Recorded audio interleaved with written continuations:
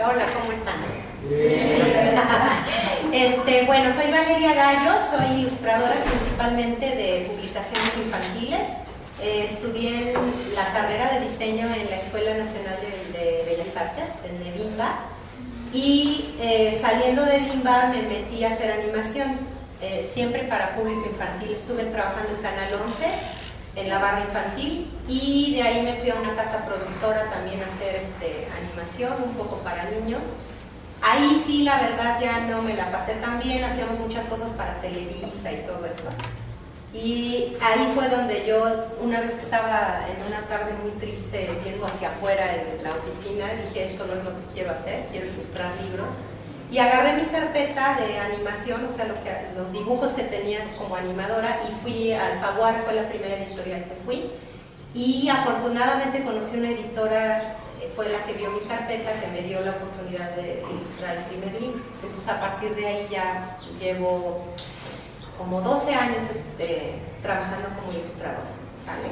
Les preparé un PDF con un chorito y con un poco de mi trabajo. Si me quieren interrumpir, me interrumpen para hacerme preguntas, está perfecto, ¿sale? Yo creo que la primera pregunta que nos hacemos cuando decidimos ser ilustradores es ¿por qué dibujar?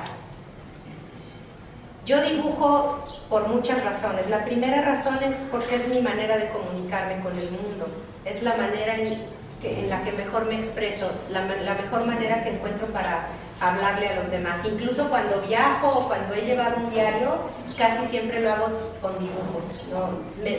Como podrán ver ahora, se me complica mucho la palabra, entonces uso los dibujos para comunicarme.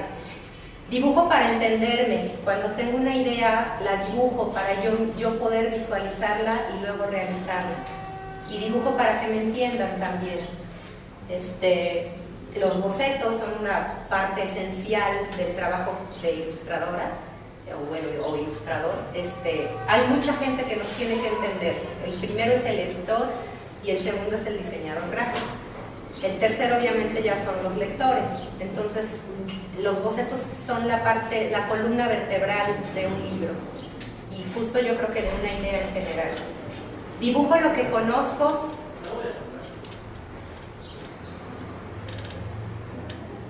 y dibujo lo que estoy por conocer, o lo que no conozco todavía, pero espero conocer. Lo dibujo como lo recuerdo. Ilustrar, dibujar, animar, se trata todo de contar historias. Les traje una animación, al final se las comparto. No me fue tan difícil pasar de la animación a la ilustración, porque al final todo es acerca de narrar una historia a partir de secuencias, ya sea una sola imagen o muchas imágenes pueden contar una historia. Si una sola imagen está bien construida, si tiene un personaje fuerte, podría llegar a contar una historia por sí sola, una historia o varias, ¿no? Es muy subjetivo dependiendo de quién la esté viendo. Estas ilustraciones las hice para el catálogo iberoamericano de ilustración, y son personajes de la obra de teatro Hamlet de Shakespeare. Me faltó una, pero al rato se las enseño. Es bordado en papel, para que vean que el bordado no es cosa de abuelitas nada más. En cambio, también cuando queremos narrar una historia más completa, una secuencia de 3 imágenes podría incluso ser el establecimiento, el conflicto y el desenlace de una historia, si es que esas 3 imágenes están una vez más bien construidas. Este tríptico lo hice para el catálogo de Conaculta y es bordado en tela y se llama El Acabose. Hay muchas teorías acerca de la historia de este tríptico, pero yo creo que lo bonito es que cada quien podría sacar su propia historia, su propia conclusión, ¿no? Esta es la primera, la siguiente y esta es la última, donde él se va. Entonces cada quien podrá sacar sus conclusiones de qué relación hay entre estos dos personajes. Mucha gente me pregunta luego, ¿por qué el señor es más chiquito? La verdad es que eso O sea, no sé, siempre hago a los hombres más chiquitos, no sé por qué. Pero creo que no es muy importante. Y bueno, el título, el acabose, yo la verdad, mi interpretación de mi propia secuencia es que ella no solo es grandota, sino que es media gandalla, entonces la acostumbra a ponerle el cuerno, y ella está un poco harto, ¿no? Él vive ahí, adentro de su falda, y entonces el acabose ya es como la última vez que él aguantó que le pusieran el cuerno y ya se va con todos sus maletas. Hay historias de todo tipo. Hay historias muy sencillas, como esta.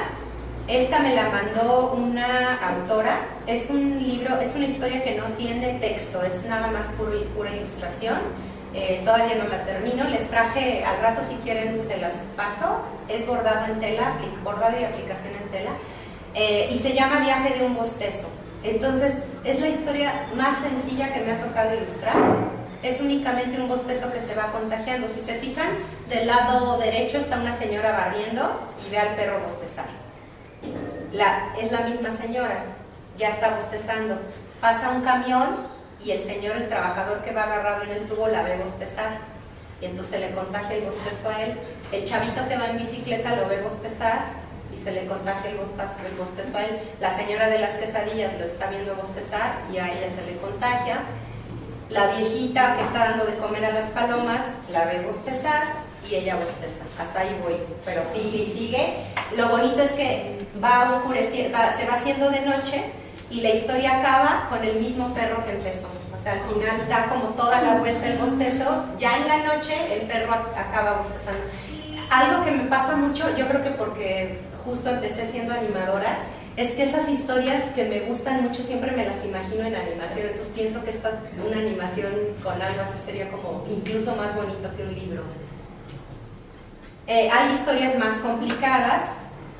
Esta historia, el texto lo escribió Alfonso Ochoa, es un cuento muy cortito, no es infantil, la hice hace más de 10 años, se llama Restaurante, y el cuento habla de un hombre, está narrado en primera persona, entonces el hombre está diciendo que otra vez volvió a ver a esta persona que le llama mucho la atención en el café, sentado con un periódico bajo su brazo, y fumando y tomando un café, y que entonces empezó a adivinar lo solo que está, empezó a imaginar en dónde vive, que seguramente vive en un cuartito él solo, y imagina como sus tardes tristes y solas, y entonces en eso está cuando dice, de pronto el flaco, sin exagerar la mueca, apretó un poco los ojos a manera de observación. Se da cuenta que el personaje que él está observando lo está observando a él. Y se da cuenta que el otro está pensando lo mismo de él, que él también está solo, que él también es triste, él también está con un periódico diario bajo el brazo, y entonces dice, así que mejor ahora sí que me regresé a callarme a mi casa. Es una historia muy triste y fue complicada de ilustrar, para mí. A lo mejor otro ilustrador lo resolvería más fácil, para mí fue complicada. La mayoría, cuando somos ilustradores, la mayoría de las historias que ilustramos no son nuestras. Ya luego podremos platicar que siempre es importante, como creadores, como diseñadores, ilustradores, lo que sea, darnos tiempo para proyectos personales. Pero bueno, eso es aparte. Como trabajo pagado, el 90% de las historias que vamos a ilustrar no van a ser nuestras, son de algún otro autor. Lo bonito de la carrera de ilustrador es agarrar ese texto y hacerlo nuestro, ya sea reinterpretándolo o contando cosas que al autor se le olvidaron, porque de otra manera los convertimos en dibujantes. Si nos dan un texto y lo ilustramos exactamente como viene el texto, no estamos aportando nada a la historia. Justamente en derechos de autor y todo esto, en las editoriales ya se está pagando el 50% de los derechos de autor al ilustrador por ser coautor. Entonces eso es lo bonito, ser la otra parte de la historia. Este texto es para una revista que todavía no sale, es una revista para niños, se va a llamar Bulbo, y es una revista que viene como aplicación para iPads. Y les voy a leer rápido el texto para ahorita explicarles las ilustraciones. Se llama Instrucciones para caer de la bicicleta. Para aprender a andar en bicicleta, lo primero que se necesita tener es miedo. Si uno tiene miedo, el resto de las cosas sucederán de manera natural. Y es que si vas caminando por la selva, cosa que suponemos haces con frecuencia, y al paso te sale una fiera salvaje y terrible, lo primero que ocurrirá en tu cuerpo es un cambio. Tu sangre bajará hasta las piernas en medio segundo, tiempo suficiente para comenzar a correr y sangre suficiente para correr más rápido de lo que jamás has corrido. Sin miedo te quedas ahí, le tomas una foto a la gran garganta de la fiera salvaje y temible, luego la fiera te engulle como tú engulles un malvavisco y esa será la última foto que tomaste. El proceso digestivo en la panza de la fiera salvaje y temible es lento, pero tú ya no tienes escapatoria. Así que si quieres aprender a andar en bicicleta, sería bueno entender cuánto sirve el miedo. El doctor Müller-Sutermeister, quien debe ser una eminencia por el apellido tan complicado que lleva, dice que aprender a andar en bicicleta no se trata de guardar el equilibrio. Al final eso lo hacemos desde que caminamos, casi todo el tiempo andamos en un pie a la vez. El problema es que tu papá aferra su mano al asiento mientras tú pedaleas, cuando lo que en realidad te tiene con el alma en un hilo es que no sabes qué harás cuando te suelte. Eso se llama miedo, miedo a lo desconocido. Entonces, lo que hace falta, recomienda el doctor de apellido complicado, no es evitar el miedo, sino a saber qué hacer con él. Se trata de averiguar qué pasará. Pongamos en práctica el siguiente experimento. Súbete a la bicicleta y ármate de todo el miedo que puedas. Para ello, es posible recurrir a imágenes realmente angustiantes, como una serpiente, un barco que se hunde, las tías empalagosas o un monstruo de 3 cabezas. En ocasiones estas dos últimas imágenes resultan ser prácticamente lo mismo. Se recomienda, sin embargo, pensar en cosas que tengan que ver con una posible caída de bicicleta. Un codo ensangrentado, por ejemplo. Ahora, ya con miedo, sin pedalear, despega los pies del suelo. Hazlo el mayor tiempo posible. Como lo imaginas, sentirás que caes. Sin embargo, antes de que lo hagas, tus piernas, las mismas que ya antes te salvaron de la fiera salvaje y temible, habrán detenido la caída de inmediato, como un instinto, como el puercoespín estira el pelambre o como el zorrillo lanza un chorro pestilente. Ahora intenta hacer lo mismo, pero esta vez hazlo mientras la bicicleta anda. ¿Sientes miedo? Perfecto. Repite la operación algunas veces, 5 o 3200. Podrás acabar en el suelo o volando sobre el adorado rosal de la vecina, pero no te preocupes, llegará el momento en que caer sea una tarea imposible. Tus piernas, tu cuerpo entero, habrán echado a andar los mecanismos del miedo necesarios para no caer.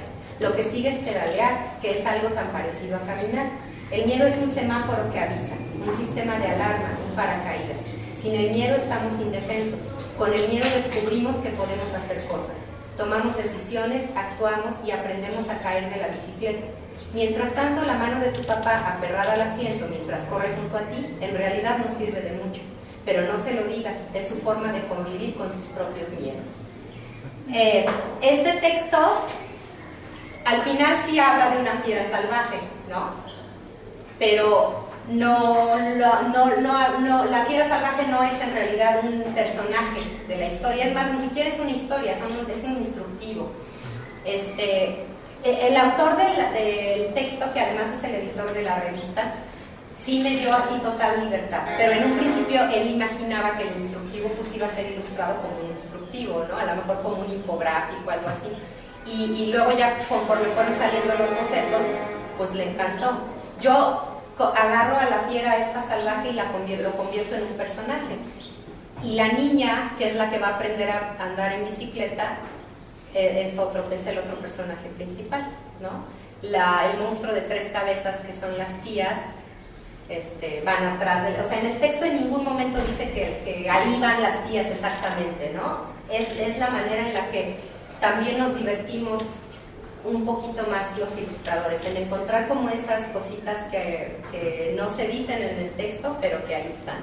Me voy a regresar para enseñarles unas ilustraciones de un texto de Toño Malpica, no sé si lo conocen, es un autor infantil, se los recomiendo muchísimo, yo creo que, bueno, es mi favorito, no sé de quién más, Antonio Malpica. Es un libro, todavía no lo publicamos, todavía no encontramos editorial. Se llama Un bondadoso rey, el cuento, y habla de un abuelo y un nieto, los dos se llaman León, y lo bonito de este libro es que casi, o sea, el León el abuelo dice algo y luego León el nieto dice lo mismo, pero visto desde su punto de vista del niño. Entonces todo el tiempo está como jugando con esa relación del abuelo y el niño. Debí de traerles la otra, pero entonces la idea es que en el libro, acá nosotros vamos a leer el textito, aquí va a estar la ilustración. Cuando le cambiamos, va a estar la ilustración que es casi la misma, pero con un pequeño detalle distinto, y acá el texto de lo que dice León el chiquito. Por ejemplo, aquí dice, vivo en un departamento muy chiquito, me llamo León y vivo en un departamento muy chiquito en la colonia Narvarte. Y lo volteas y dice casi lo mismo, me llamo León, vivo en un departamento chiquitito en la colonia Narvarte con mi familia, ¿no? Entonces, ese texto primero me costó trabajo porque yo decía, híjole, pero pues qué, o sea, y cuando no haya mucha diferencia en el texto, ¿qué va a pasar? Va a ser como, puede resultar aburrido. Entonces, ven el perrito y la señora que está en la pastelería. En la otra ilustración, el perrito no aparece y aparece un personaje que va caminando, que trae algo bajo el brazo y saluda a la señora de la pastelería. Y luego en la siguiente, ven que hasta abajo hay una chava. Esa chava no aparece en el texto. ¿Sí se ve esto? Pero yo lo que estoy haciendo es que estoy metiendo una historia como medio de amor entre esa chava y el que en la otra ilustración pasa y saluda a la señora de los pasteles, ¿no? Entonces, son vecinos de los personajes estos de León el abuelo y León el nieto, pero pues en el texto nunca aparecen, o sea, no son personajes que vengan en el texto. Y eso de verdad es muy divertido, es como... Digo, de por sí la carrera de ilustrador es divertido, pero esas cositas son como lo que le dan le ponen la pimienta, ¿no? Nos quedamos entonces en esta historia. Entonces les digo, lo bonito es hacer los dibujos que al autor se le olvidó escribir, ¿no? Hacer como las escenas que al autor se le olvidó escribir.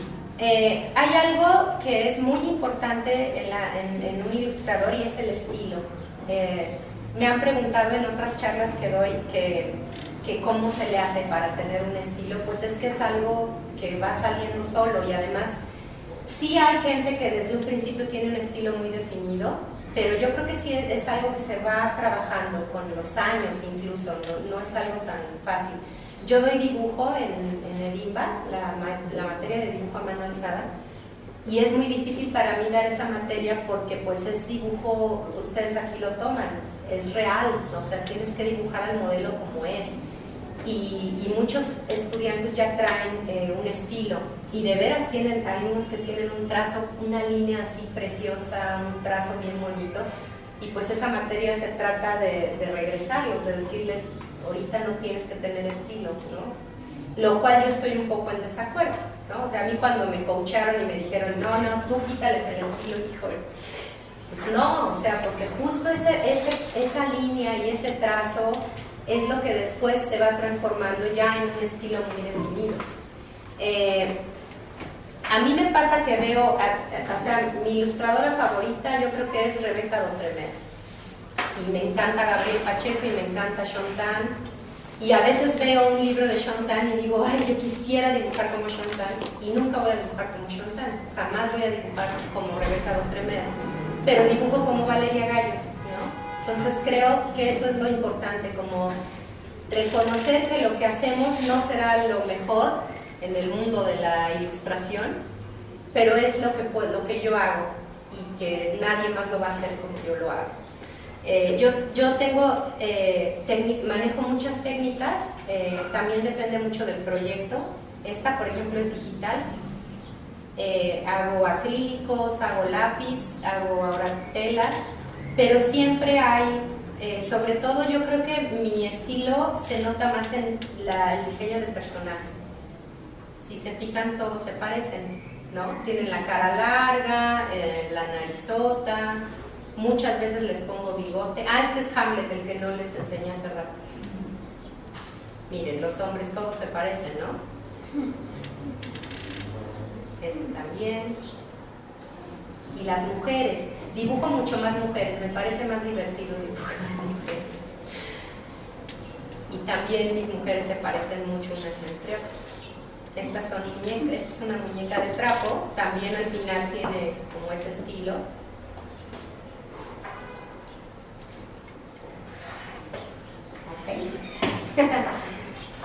Acabamos. Sí, la animación, pero no sé si quieran hacerme preguntas ahorita y nos regresamos a ver ilustraciones, porque como vamos a cambiar de compu para poner la animación. ¿No? ¿Nadie tiene preguntas?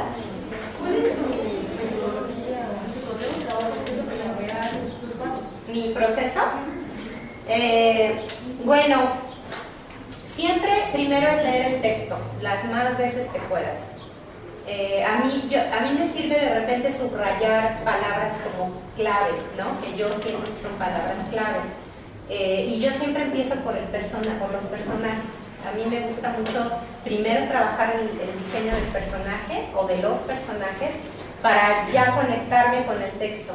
Me ha pasado incluso que hay textos que no traen un personaje así que me guste mucho y entonces yo como que busco como de dónde para identificarme. Por ejemplo, ilustré un libro de un autor brasileño, Ilan Brennan, que se llama, bueno, en portugués, pero ya traducido en español se llamaba El Vampicaballo o algo así. Y era un caballo que lo mordía Drácula y se convertía en caballo vampiro.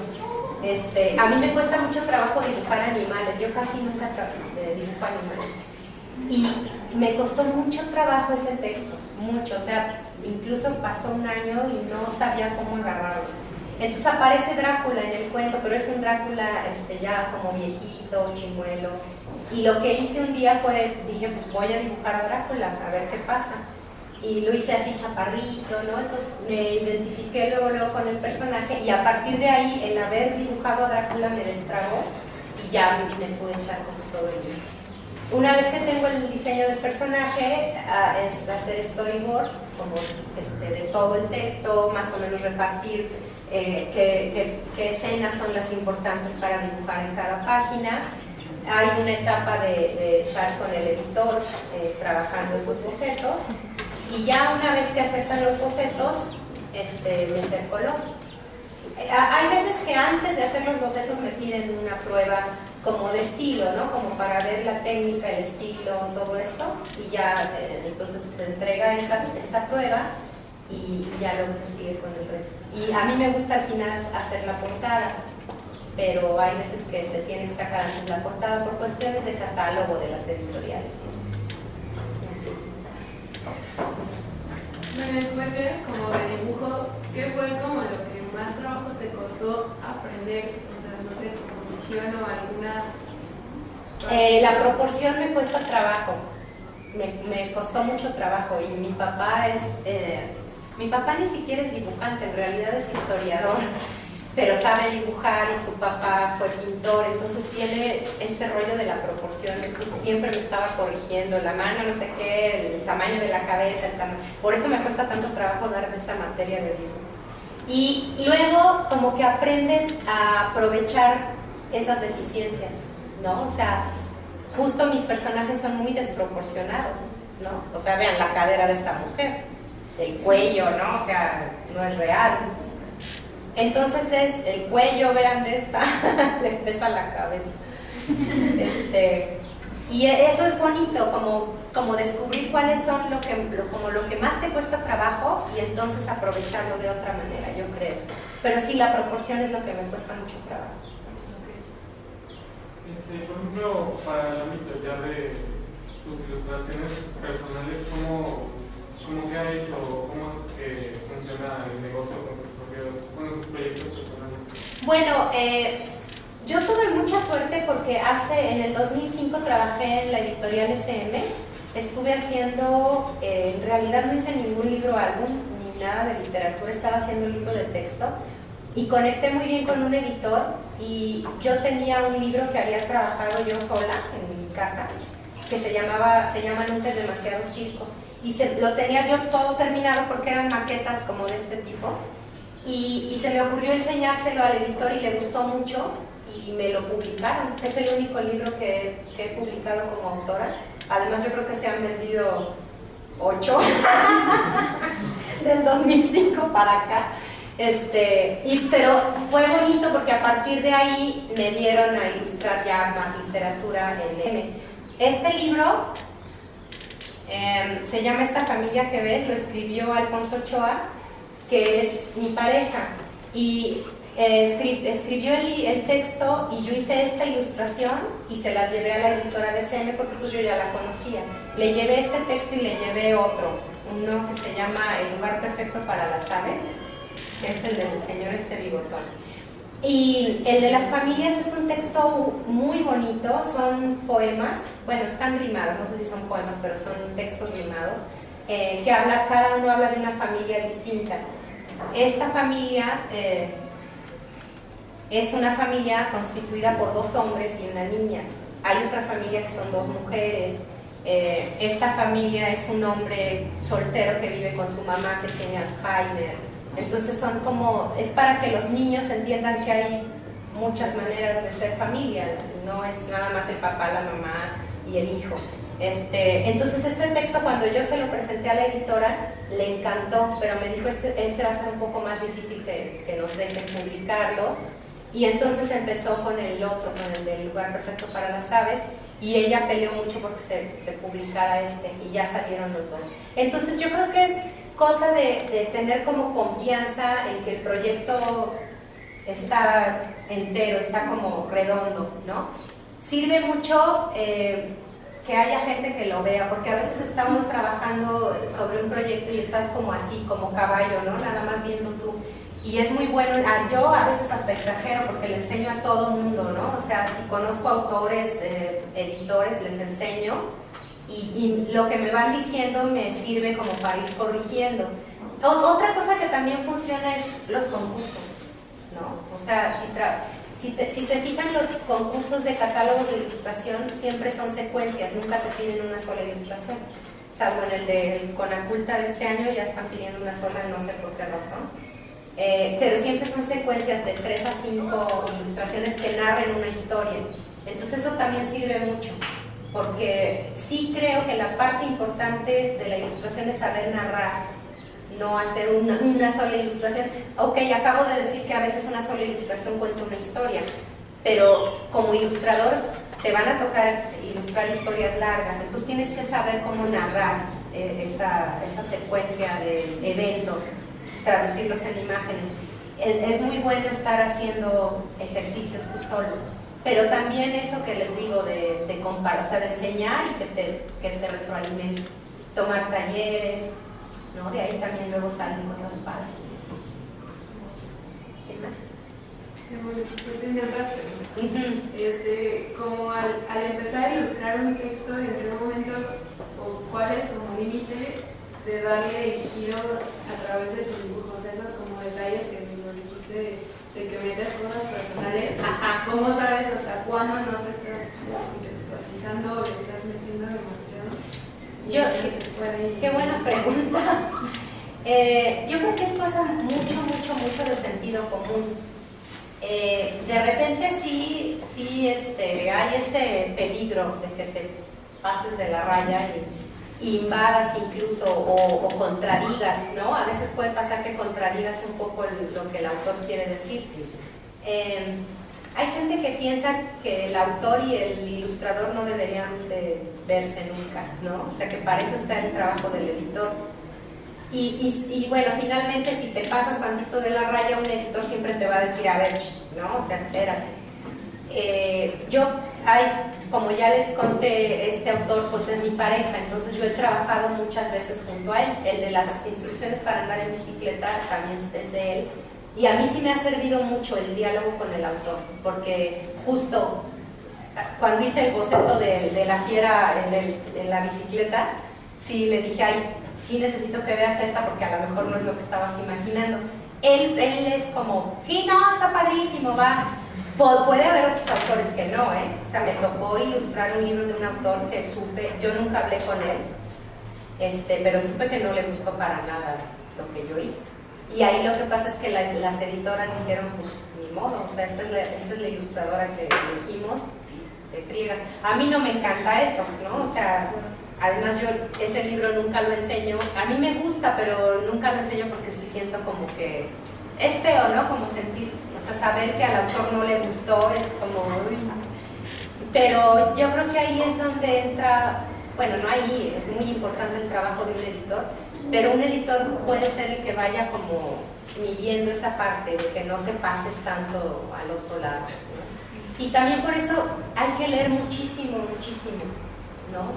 Y también leer el texto que te toca ilustrar, leerlo muchas veces, pues para entender bien exactamente qué está queriendo decir, qué se le olvidó, qué crees que se le olvidó decir y no afecta si tú lo cuentas, ¿no? Imaginar estas historias alternas como lo que les decía de la vecina, eso no le hace daño a nadie y es bonito, completa la historia y además al final los chavitos son los que van a leer esos libros y es muy bonito que un chavito vaya como descubriendo algo aparte, ¿no? Cuando ya estudiabas, ¿tú sabías que querías animación? O sea, ¿que quería ser animador? ¿Qué carrera estudiaste? Diseño, pero es que en Edimba se llama solo diseño, no es gráfico. ¿Y saliste y estudiaste animación? No, nunca estudié animación. ¿Solamente te empezaste a dedicar a hacerla? Sí, o sea, en la carrera nos dieron un poquito de animación, así como una embarrada. Y yo creo que yo como a partir como del cuarto semestre ya sabía que quería hacer animación. Muy chistoso porque siempre dibujé como para infantil. Incluso una maestra hace poco, bueno, fue mi maestra y ahora es mi compañera porque las dos damos clase, me dijo, estaba viendo la otra vez tus exámenes de tu evaluación de nivel y dice, y los maestros qué tontos somos porque en las observaciones muchos te dijimos, piensa en otro público, no nada más pienses en el público infantil. Y me dice esta maestra, y pues es lo que haces, o sea, trabajas para el público infantil. Entonces yo creo que siempre supe que quería hacer cosas para niños y yo creía que quería hacer animación. En el camino de hacer animación descubrí que quería hacer libros. Entonces como que todo iba siempre alrededor de los niños, ¿no? Y animar aprendí trabajando en Canal 11. ¿Alguien más?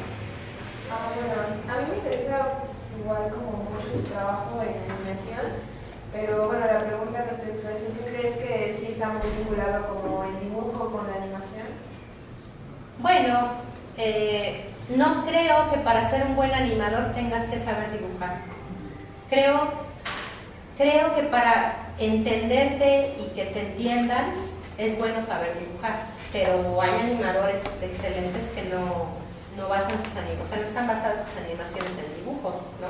Ahí está el stop motion, o sea, pero sí creo que el dibujo te ayuda mucho a entenderte, sobre todo a entenderte tú mismo, ¿no? La animación, igual que lo que les digo de la ilustración, pero la animación todavía más, yo creo que está basada en saber narrar una historia, por muy sencilla que sea, ¿no? Así sea el vuelo de una mosca, un buen animador lo va a contar de una manera diferente. Y creo que lo importante, lo que tiene que tener un animador sin duda es saber narrar. Ya luego pues viene lo bonito de entender el movimiento, de darle cierta vueltita a los movimientos, a la manera de caminar de un personaje, ¿no? A una caída. Todo esto es como el toque del animador, ¿no? Pero sí creo que lo principal es saber narrar.